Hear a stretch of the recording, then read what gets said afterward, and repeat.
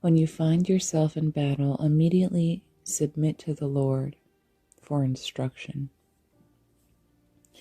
In 1 Chronicles, the Philistines are defeated because David took heed to the specific instruction of the Lord.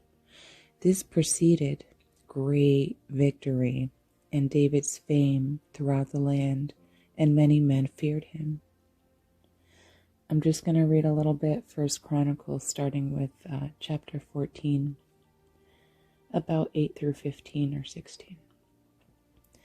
Now when the Philistines heard that David had been anointed king over all Israel, all the Philistines went up to search for David, and David heard of it and went out against them. Then the Philistines went and made a raid on the valley of Rephaim. And David inquired of God, saying, "Shall I go up against the Philistines? Will you deliver them into my hand?" The Lord said to him, "Go up, for I will deliver them into your hand." So they went up to Baal Perazim, and David defeated them there.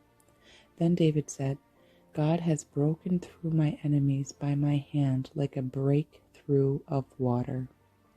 Therefore they called the name of that place Baal Perazim. And when they left their gods there, David gave a commandment, and they were burned with fire. Then the Philistines once again made a raid on the valley. Therefore David inquired again of God. And God said to him, "You shall not go up after them. Circle around them and come upon them in front of the mulberry trees.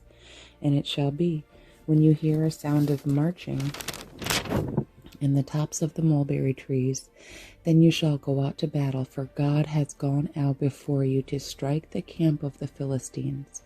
So David did as God commanded him, and they drove back the army of the Philistines from Gibeon as far as Gezer. Then the fame of David went out into all the lands, and the Lord brought the fear of him upon all nations. So here we see that a couple times David inquires of the Lord instruction. Each advance of the enemy provoked David to go before the Lord to inquire instruction. This is so powerful because,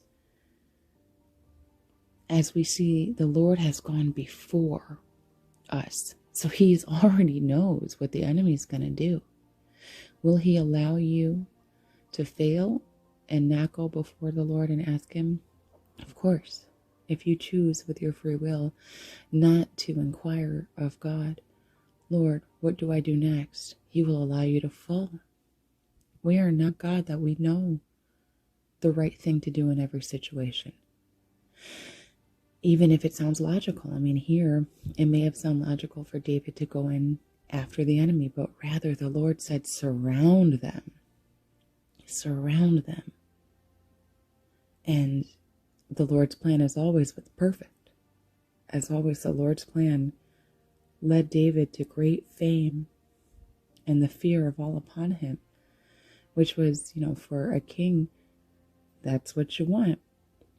So when you find yourself faced in battle, don't become intimidated by the battle, but rather submit before the Lord, because every single battle is meant for your victory. The Lord will not put battle in front of you unless he wants to lead you to victory. In fact, the battle itself is purposed for your victory. There will be no victory unless there is a battle.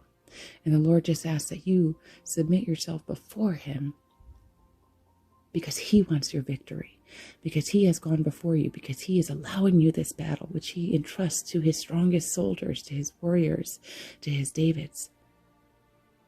And he says, just submit before me and I will give you the plan. And when we do well to do so, we defeat our enemies and we achieve the victory that God has laid out before us. And you know who gets the glory there? God himself.